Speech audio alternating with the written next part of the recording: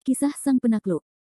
Lanjut lagi, jangan lupa like, komen dan share cerita ini ke media sosial yang sahabat punya. Terima kasih. Bab 205-207 Kesedihan Sindikin. Saat matahari terbit dan bulan terbenam, sekolah menengah pertama Linghai menyambut matahari yang cemerlang lagi.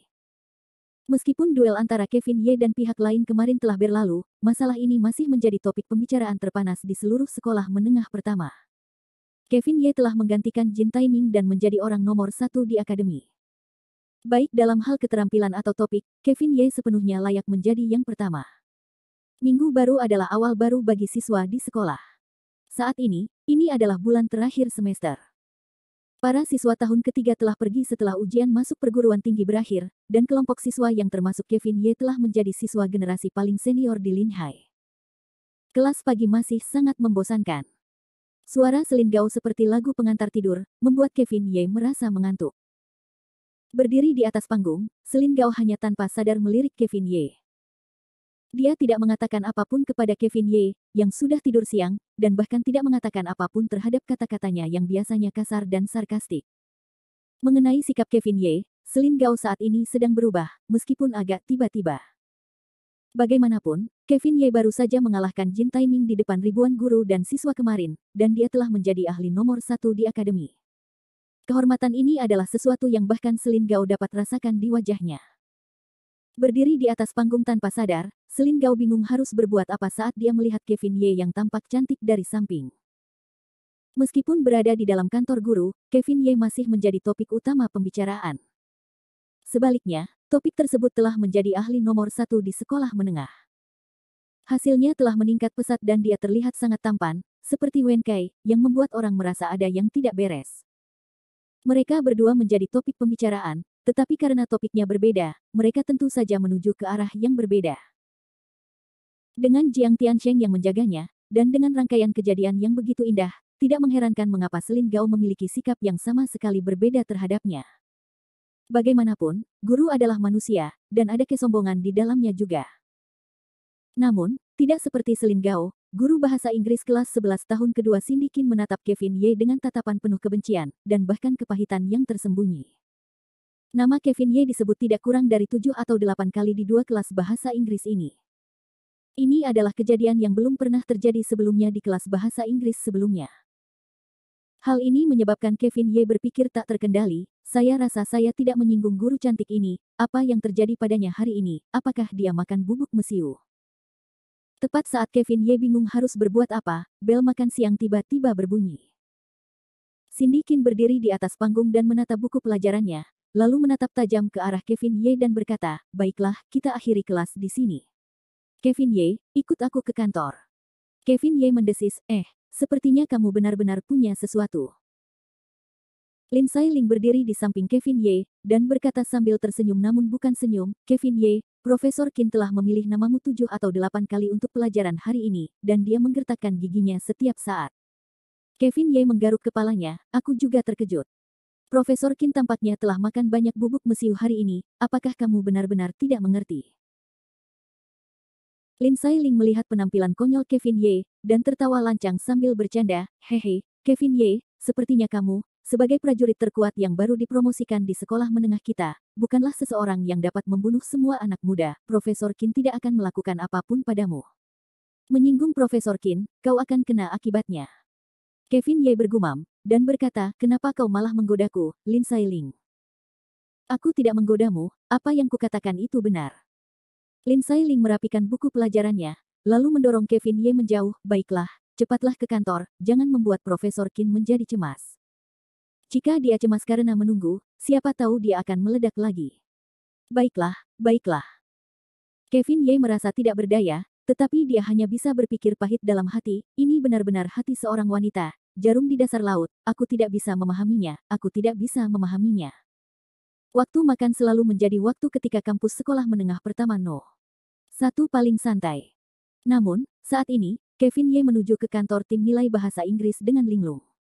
Profesor Qin, mari kita makan bersama. Benar sekali. Qin kecil, mari kita makan. Siwone akan mentraktirmu hari ini. Beberapa guru laki-laki di kantor tim nilai bahasa Inggris mengundang Sindikin dengan ekspresi ramah. Cindy Qin masih muda, dan dia juga cantik. Dia bisa dikatakan sebagai bunga di kantor di antara para guru di tahun kedua sekolah menengah. Cindy Qin ragu-ragu sejenak, "Oh, Guru Zhang, saya masih memiliki beberapa hal untuk diperhatikan hari ini, jadi saya tidak akan pergi." "Profesor Qin, ayo pergi bersama, ini sudah berakhir, apalagi yang bisa terjadi. Bahkan jika itu sesuatu yang penting, itu tidak sepenting makan." Seorang guru laki-laki tersenyum pada Cindy Qin. Dong dong dong. Pada saat ini, serangkaian ketukan keras terdengar dari pintu kantor. Cindy Qin cemberut, wajahnya dipenuhi ketidakpuasan, "Masuklah." Segera setelah itu, sosok Kevin Ye dengan santai berjalan ke kantor. Kevin Ye saat ini terkenal di seluruh sekolah menengah pertama Linghai No. 1, dan dia adalah orang terkenal yang baru saja menjadi terkenal. Kemarin, dia telah mengalahkan Jin Taiming dalam sekejap dan menggantikannya sebagai ahli nomor 1 di sekolah menengah pertama Linghai No. 1. Saat ini, belum lagi para siswa, bahkan para guru di sekolah menengah atas No. 1 tidak dapat mengenali Kevin Ye. Melihat Kevin Ye berjalan masuk dari pintu, beberapa guru wanita muda mulai menggodanya, "Yo, bukankah ini ahli nomor 1 di sekolah menengah kita, adik kecil yang tampan Kevin Ye?" Benar, hehe, orang sungguhan terlihat jauh lebih tampan daripada di foto. Menghadapi godaan para guru wanita muda ini, Kevin Ye hanya menganggukkan kepalanya ringan untuk menunjukkan jawabannya, dan kemudian berkata, maaf mengganggu Anda, tetapi saya di sini untuk mencari guru Cindy Qin." "Oh, Cindy Qin, kamu terlalu tidak baik. Pantas saja kamu tidak datang untuk makan bersama kami, kamu malah meminta untuk bertemu dengan pria kecil yang tampan ini, Kevin Ye, sendirian." "Benar sekali, Cindy Qin, kamu tidak mungkin berpikir untuk memakan rumput sapi tua yang lembut, kan? Apa maksudmu, sapi tua sedang memakan rumput yang lembut? Aku di tepi pantai, apa yang kamu tahu?" Cindy Qin tidak peduli dengan lelucon polos dari rekan-rekannya, dan hanya berkata dengan suara lembut, "Persetan denganmu, Zhang Lan, omong kosong apa yang kamu ucapkan. Nilai bahasa Inggris Kevin Ye tidak pernah bagus, aku hanya ingin membantunya." "Hehe, jangan jelaskan. Kami mengerti.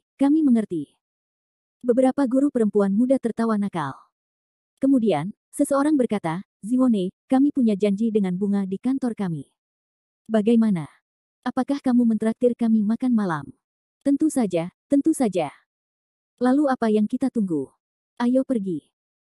Para siswa tertawa dan memarahi, dan beberapa guru menyapa Cindy Qin satu persatu sebelum meninggalkan kantor.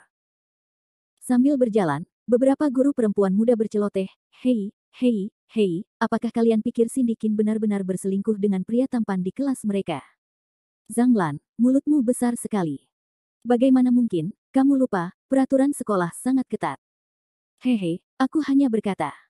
Tapi aku melihat Cindy Qin menatap pria tampan kecil itu dengan tatapan yang berbeda dari biasanya. "Kau tahu." "Tentu saja, indera keenamku selalu sangat akurat. Kurasa kaulah yang tertarik pada pria tampan itu.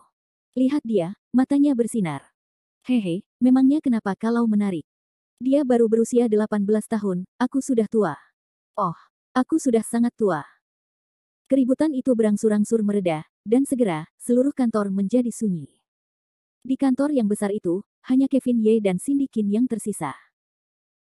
Kevin Ye awalnya ingin menanyakan sesuatu, tetapi Cindy Qin mengabaikannya begitu saja, duduk dengan marah di samping, dia membuka meja dan mulai memeriksa kertas ujian. Meskipun dia tidak tahu mengapa, Kevin Ye dapat mengetahui bahwa Cindy Qin marah padanya. Karena Cindy Qin tidak berbicara, maka Kevin Ye pun tidak. Kevin Ye dengan santai menemukan kursi dan duduk, lalu memiringkan kepalanya dan menatap Cindy Qin. Tindakan Kevin Ye membuat Cindy Qin semakin marah, dan dia semakin cemberut. Pena merah di tangannya mencoret-coret kertas ujian, tetapi pikirannya sama sekali tidak tertuju pada kertas ujian. Orang mati ini, bagaimana dia bisa begitu riang? Aku sangat marah. Cindy Qin tertawa dalam hatinya sambil mengganti kertas ujian, tetapi semakin dia mengumpat, semakin kuat kekuatan di tangan Cindy Qin, dan dengan sangat cepat, kertas ujian itu tertusuk oleh kuas di tangan Cindy Qin. Kevin Ye menatap penampilan Cindy Qin yang arogan, dan tidak dapat menahan tawa. "Profesor Qin, apakah Anda sedang mengganti kertas ujian, atau Anda sedang menggambar kertas ujian?" Cindy Qin melihat bahwa Kevin Ye yang pendiam akhirnya membuka mulutnya, dan menggunakan ini sebagai alasan, dan mendengus dingin, "Anda ingin peduli. Saat dia mengatakan itu, Cindy Qin melemparkan pena di tangannya ke atas meja dengan marah. Kevin Ye terus mengejeknya, "Profesor Qin, saya tidak menyangka bahwa ekspresi marah Anda akan secantik ini." Anda, Cindy Qin menggigit bibirnya, tidak yakin apakah dia harus senang atau marah dengan pujian ini. Namun saat ini, wajah Cindy Qin memerah, dan dia terlihat sangat baik. Kevin Ye perlahan berdiri dan tertawa, "Profesor Qin, Anda tidak akan makan siang dan memanggil saya ke kantor Anda sehingga Anda dapat memperbaiki kertas ujian bersama saya. Jika ada sesuatu yang ingin Anda katakan kepada saya, lakukan saja, jangan marah, tidak baik bagi tubuh Anda untuk marah sampai mati." Melihat wajah Kevin Ye yang seperti bajingan, Cindy Qin hampir mengumpat keras-keras. Namun, saat ini, Cindy Qin merasa semakin bersalah, apakah dia berpura-pura bodoh atau memang sebodoh itu. Dia membiarkanku keluar dan dia masih bersikap seolah tidak terjadi apa-apa. Ekspresi Cindy Qin berubah beberapa kali berturut-turut sebelum akhirnya berbicara, "Kevin Ye, aku ingin bertanya, kemana kamu pergi Jumat malam lalu?" Kevin Ye terkejut, menatap Cindy Qin yang marah, lalu memikirkan bagaimana hari Jumat saat ini. Kevin Ye langsung memikirkan alasan mengapa Cindy Qin begitu marah. Terakhir kali di kantor, Kevin Ye telah berjanji kepada Cindy Qin bahwa dia akan belajar di rumah Cindy Qin setiap Rabu dan Jumat malam. Memikirkan hal itu, Kevin Ye tertawa, dan menjadi marah. Dia berpikir, bukankah ini hanya sesi bimbingan belajar? Ya Tuhan, apakah ini harus seperti aku bertemu musuh? Cindy Qin melihat bahwa Kevin Ye tertegun sejenak, dan berpikir, apakah orang ini benar-benar lupa? Bab 206 trik ini lagi. Sejujurnya, Kevin Ye sudah lupa tentang undangan lesnya. Jumat malam lalu, Kevin Ye berada di Villa Gunung Bintang Bulan dan Setengah, sibuk dengan masalah yang lebih penting, dan ingin membunuh seseorang. Jadi, saat itu, Kevin Ye sudah lama lupa tentang apa yang baru saja dikatakan Cindy Qin. Bagaimana mungkin dia berpikir untuk belajar? Namun, meskipun begitu, reaksi Cindy Qin hari ini terlalu intens. Itu tampak seperti perilaku genit seorang gadis yang telah diberi merpati oleh seorang sosok. Kevin Ye adalah monster tua yang telah hidup selama bertahun-tahun. Dia bisa dikatakan sebagai sosok yang luar biasa di dunia abadi. Meskipun Cindy Qin adalah seorang wanita yang berusia sekitar 20 tahun, dia hanyalah seorang gadis yang baru saja membuka hatinya. Setelah mengakui kesalahannya dan mengucapkan kata-kata yang baik, suasana hati Cindy Qin membaik pesat. Tentu saja, untuk membuat Cindy Qin bahagia, Kevin Ye juga telah membayar harga yang cukup besar. Dia telah menandatangani banyak perjanjian yang tidak setara, makan, dan memberi mereka hadiah. Tentu saja, dari semua ini, yang paling membuat Kevin Ye pusing adalah pelajaran tambahan. Otak Cindy Qin sepertinya tidak bisa berpikir jernih, dia bersikeras agar Kevin Ye pergi ke rumahnya malam ini untuk belajar. Meskipun dia tidak berdaya, Kevin Ye hanya bisa setuju. Pada akhirnya, setelah setengah jam keributan, Cindy Qin melepaskan Kevin Ye dari kantor dengan puas. Meninggalkan ruang kelas Cindy Qin, menghadap gedung sekolah yang kosong dan kosong, Kevin Ye hanya bisa tersenyum pahit, dan dengan canggung berkata dalam hatinya, berurusan dengan gadis-gadis jauh lebih sulit daripada membunuh mereka. Dan di dalam kantor, Cindy Qin tidak tahu tentang penderitaan Kevin Ye saat ini. Memikirkan kembali bagaimana penampilan Kevin Ye tadi, perasaan tertekan dan kesal di hatinya tersapu, dan dia bahkan mulai bersenandung sedikit dalam suasana hati yang baik. Mungkin bahkan Cindy Qin tidak bisa menjelaskan alasan di balik perubahan mendadak dalam keadaan pikirannya. Sebenarnya, kehidupan pahit di kampus kurang lebih seperti ini. Dia tidak tahu mengapa dia bahagia, atau mengapa dia tidak bahagia. Namun, di Linhai hari ini, ada satu orang yang bahkan lebih tidak bahagia dan pahit daripada Kevin Ye. Orang itu adalah Mona Liu. Sebagai CEO Liu Family Jewelry, suasana hati Mona Liu akhir-akhir ini sangat buruk. Meskipun mendapat bimbingan dari ayahnya, Mona Liu masih belum bisa menemukan cara untuk menangani situasi saat ini. Dia sangat tidak mau berkompromi dengan kekuatan yang bersembunyi di kegelapan. Ini tidak sesuai dengan standarnya sebagai manusia. Namun, Mona Liu bukanlah orang yang gigih. Ada beberapa pertanyaan, karena dia tidak dapat memahaminya, maka dia tidak akan memikirkannya untuk saat ini.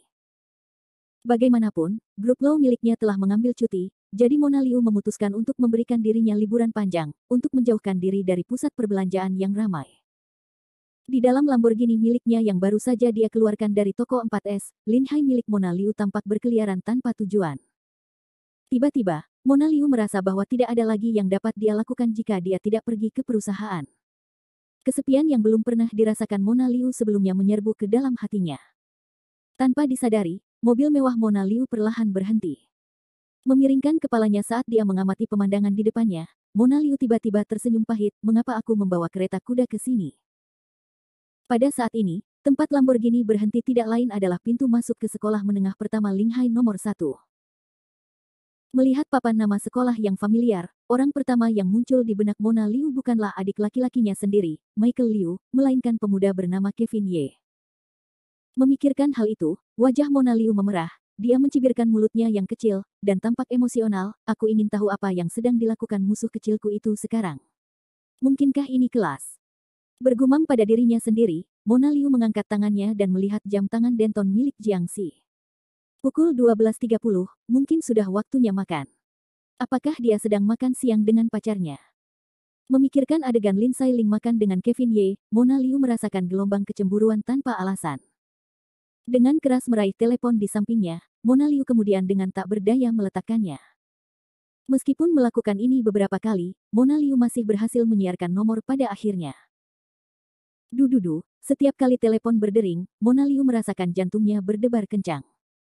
Hanya beberapa detik sebelum suara yang familiar itu terdengar, "Halo. Halo, siapa ini?" Mendengar itu, Mona Liu merasa kehilangan, tetapi dia tidak mau menutup telepon.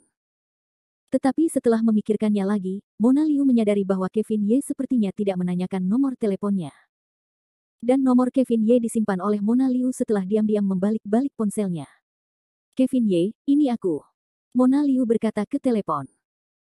Orang di ujung telepon itu tertegun sejenak, dan kemudian dia berkata, "Oh, sangat indah. Ada apa dengan meneleponku di jam segini?" Mona Liu mengerutkan bibirnya dengan tidak senang, "Apa, tidak bisakah aku meneleponmu saja jika tidak ada hal lain?" "Tidak, tidak, aku tidak bermaksud begitu." "Huff." Mona Liu mendengus pelan, "Aku sudah memilih kotak hadiah yang kamu inginkan." "Benarkah? Terima kasih banyak. Kamu hanya tahu cara berpura-pura dan bertindak munafik." Mona Liu bergumam pada dirinya sendiri, "Aku tepat di depan pintu masuk sekolahmu, keluarlah dan ambillah." "Baiklah, baiklah, aku akan segera ke sana." Setelah menutup telepon, Mona Liu tiba-tiba mengeluarkan sebuah kotak yang dibungkus dengan indah dari kursi pengemudi. Dia melambaikannya di tangannya dan senyum nakal muncul di wajahnya.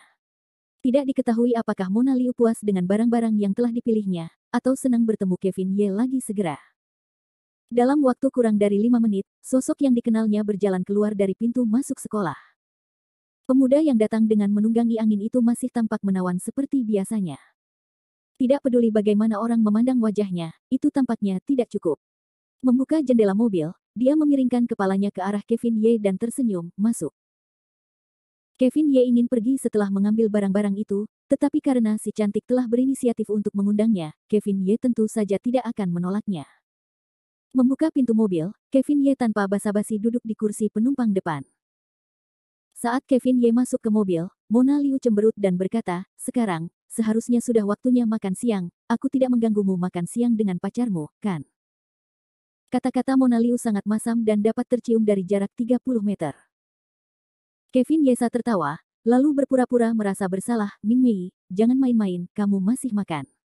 Aku baru saja keluar dari kantor guru, dan aku masih lapar. Bagaimana, apakah CEO cantik kita memberiku makanan?" Mona Liu terkejut, lalu ekspresi masam di wajahnya tadi langsung menghilang dan digantikan dengan senyuman, "Baiklah, karena aku tidak ada kegiatan hari ini, aku akan mengajakmu makan siang." Kevin Ye tidak menyangka kata-kata ejekannya akan dianggap serius. Sambil melirik Mona Liu, Kevin Ye berkata dengan heran, "Bukankah grup Lau seharusnya menunggunya untuk banyak hal? Hari ini bukan akhir pekan, jadi ini terlalu sempurna." Namun, Mona Liu tidak menyadari perubahan ekspresi di wajah Kevin Ye ini. Saat ini dia setengah menganggur, dengan kecurigaan dan kontradiksi yang tak terhitung jumlahnya di dalam hatinya. Setelah melemparkan kotak hadiah yang indah di tangannya kepada Kevin Ye, Mona Liu dengan bersemangat menginjak pedal gas, menyebabkan mesin Lamborghini bergemuruh, lalu keluar. Di kursi penumpang depan, Kevin Ye sedang bermain-main dengan kotak kuning muda di tangannya. Kotak hadiah itu sangat indah. Ada tato naga di atasnya, tampak sangat nyata. Sisi-sisi kotak itu kuno dan harum. Terutama bahan kotak kayunya, yang merupakan pir kuning Hainan asli. Bahkan jika tidak ada batu giok di dalamnya, kotak itu tetap bernilai tinggi. Dengan hati-hati meraba-raba kotak itu, Kevin Ye tertawa dan bercanda, tidak buruk sama sekali, sangat indah, apakah kotak-kotak keluarga Liu-mu semuanya sangat mewah atau mewah? Mona Liu mencibir, tetapi dia tetap berkata, tentu saja, apa yang dilakukan keluarga Liu kita hanyalah rute mewah. Bagaimana dengan kotak hadiah ini? Aku suka, aku sangat menyukainya. Melihat Kevin Ye puas, Mona Liu juga menghela napas lega. Sebenarnya, Mona Liu secara pribadi telah mendesain kotak hadiah pir kuning dari pemilihan bahan hingga gambar. Itu bukanlah sesuatu yang dapat diproduksi secara massal, itu menghabiskan banyak tenaga Mona Liu. Hanya saja Mona Liu tidak ingin memamerkan keahliannya di depan Kevin Ye. Setelah melirik Mona Liu sekilas, Kevin Ye berkata dengan senyum datar, Min Yue, terima kasih. Makna mendalam Kevin Ye hampir membuat Mona Liu menjadi tidak stabil. Namun dengan sangat cepat, Mona Liu bergumam nakal, kalian benar-benar tahu cara berbicara, kalian bahkan tidak tahu bagaimana melakukan apapun, cukup terima kasih dan kalian akan tamat.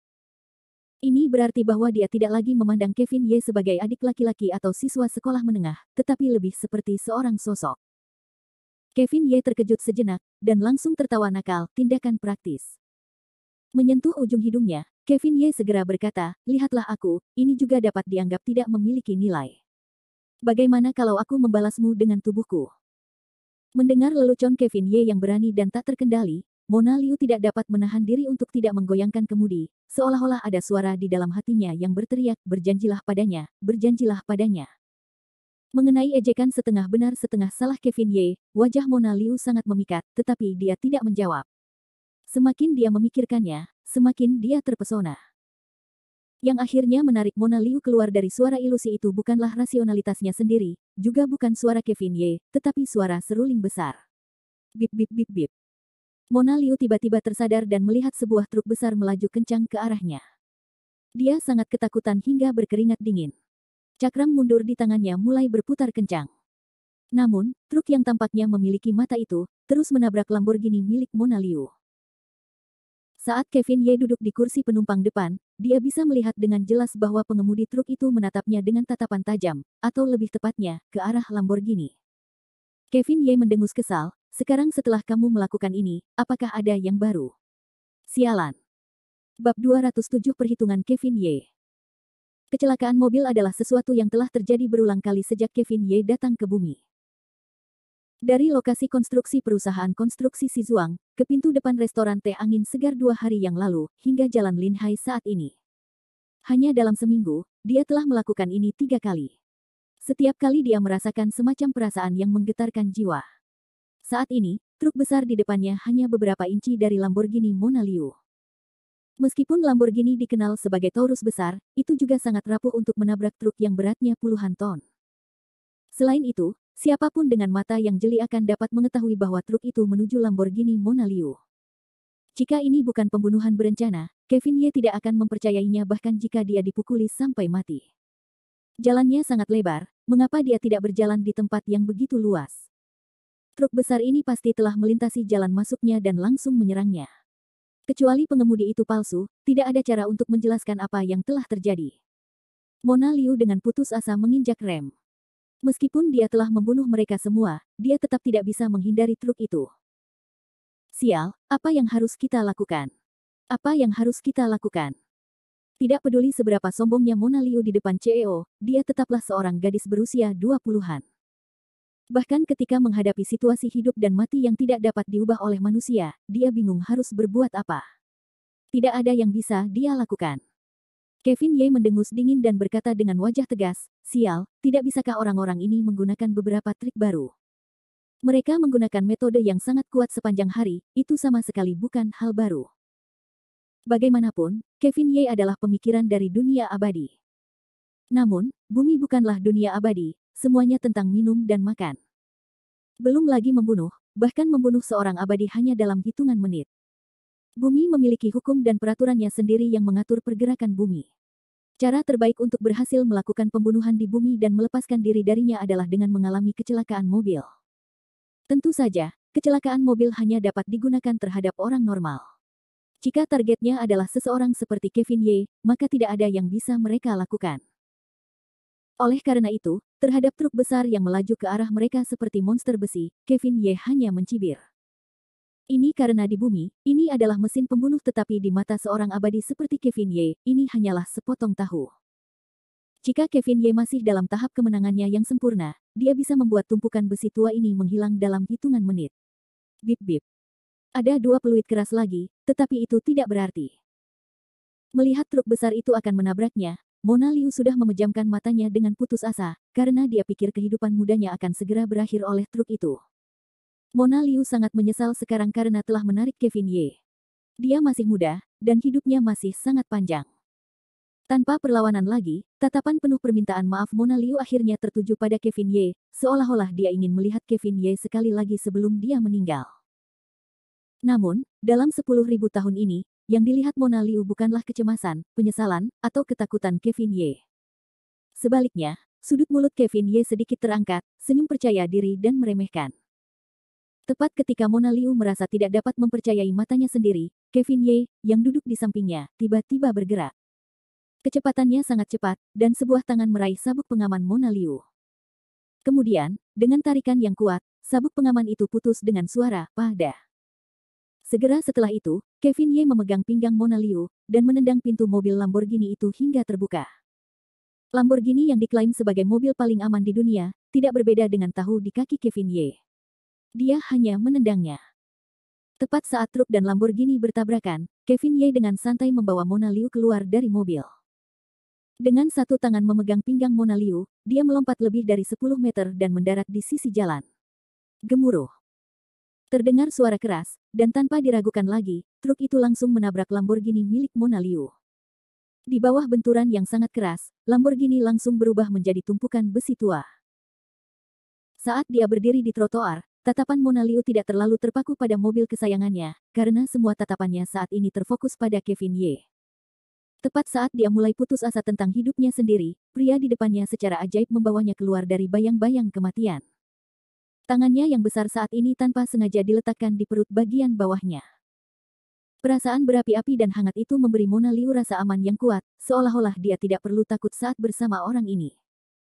Tanpa sadar, tubuh ramping Mona Liu mencondongkan tubuh ke arah Kevin Ye, menatap pasangan yang nyaris lolos dari kematian. Mereka tampak seperti pasangan. Ming Mei, kamu baik-baik saja? Kevin Ye bertanya dengan lembut. Aku, tidak apa-apa. Mona Liu tidak bisa menahan diri untuk tidak tersipu, menundukkan kepalanya, dan berkata, Kevin Ye, terima kasih telah menyelamatkanku.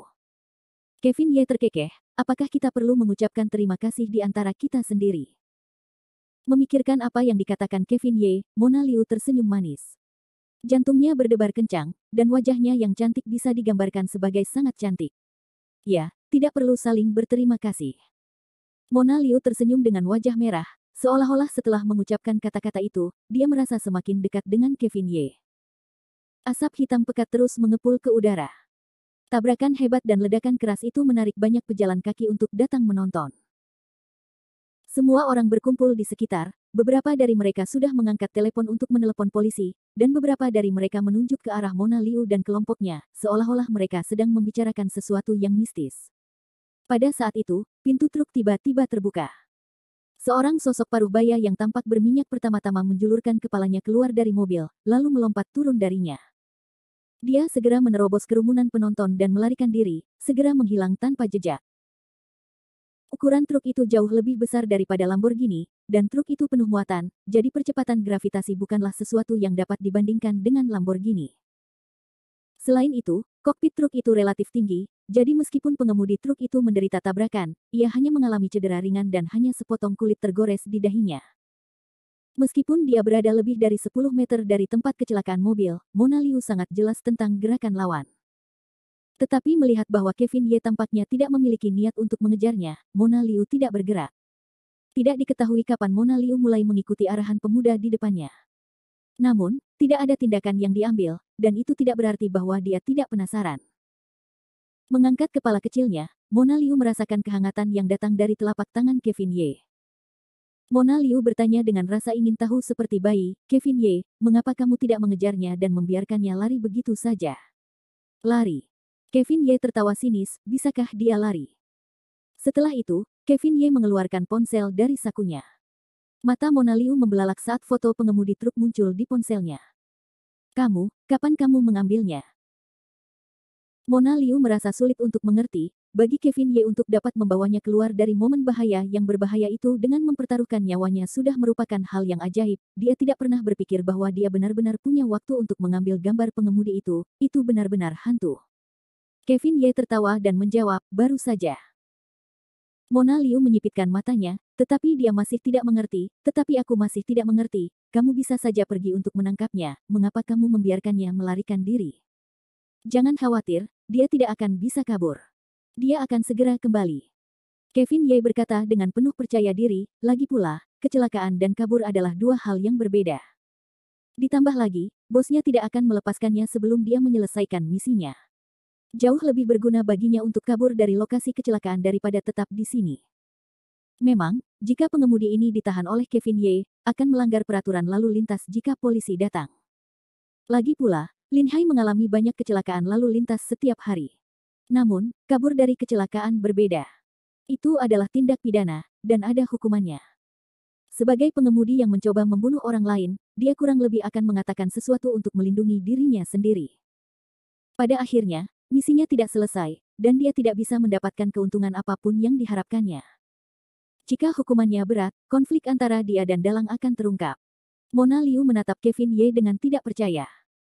Dia tidak pernah menyangka bahwa pemuda berusia 18 tahun di depannya ini akan memiliki pemikiran yang sangat teliti. Dengan sangat cepat, kecelakaan lalu lintas semacam ini menarik perhatian polisi lalu lintas dari Lin Hai, dan karena mereka berdua, Mona Liu dan Kevin Ye secara alami dibawa kembali ke kantor polisi lalu lintas untuk menanyakan situasi tersebut. Tentu saja, ada juga beberapa saksi mata yang melihat ini dengan jelas. Hanya saja pada saat ini, di dalam grup Feng Tianqi memiliki ekspresi yang sangat besar di wajahnya. Dia bergumam keras di telepon, idiot, apa gunanya aku jika aku tidak bisa menangani masalah sekecil ini untukmu? Manajer Feng, apa yang harus aku lakukan? Apa yang harus aku lakukan sekarang? Feng Tianqi berkata dengan keras, segera sembunyi sekarang, mereka mungkin tidak memperhatikanmu. Plat nomor mobil van itu juga palsu. Mereka tidak akan dapat menemukanmu untuk sementara waktu. Saat ini, pilihan terbaikmu adalah bersembunyi dan menunggu masalah ini diselesaikan sebelum kamu keluar lagi. Bagus. Manajer Feng, aku akan pergi bersembunyi sekarang. Di seberang telepon, suara itu ragu-ragu sejenak sebelum berkata dengan sedikit gemetar, kalau begitu, Manajer Feng, hadiahku. Sebelum dia bisa selesai berbicara, Feng Tianqi bergumam pada dirinya sendiri sekali lagi, kamu menginginkan hadiah meskipun semuanya belum beres, Wang apakah kamu gila? Biarkan aku memberitahumu, aku tidak akan memberimu 1 sen pun sebagai balasannya. Sudah sangat baik bagiku untuk dapat melindungimu dari ini. Tanpa memberi pihak lain kesempatan untuk berbicara, Feng Tianqi membanting telepon. Sendirian, Feng Tianqi duduk di kantornya dan merokok sambil berbicara dengan keras, aku tidak percaya kalau wanita jalang seperti Mona Liu akan sangat sulit dibunuh. Feng Tianqi berpikir lama sebelum mengangkat telepon dan menekan nomor.